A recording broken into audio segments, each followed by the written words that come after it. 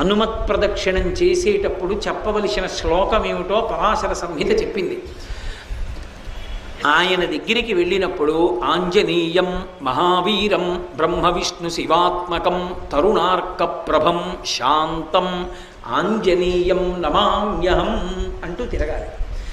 పరమ మౌనంతో ఆ శ్లోకం ఒక్కటి చదువుకుంటూ గర్భిణి స్త్రీ ఎలా తిరుగుతుందో అలా తిరగాలి.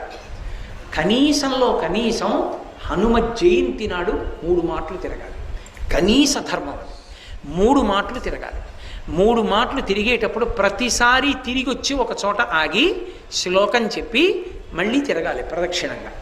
అలా 3 మాటలు తిరిగితే, అందుకే నేను మీతో పరమ సత్యం చెప్తున్నానని జ్ఞాపకం పెట్టుకోండి. ఎంత ఉద్వేగభరితమైన పరిస్థితుల్లో, ఎంత కష్టంలో ఉండనివ్వండి, హనుమత్ ప్రదక్షిణాలు చేస్తే మనస్సుకి శాంతి కలుగుతుంది.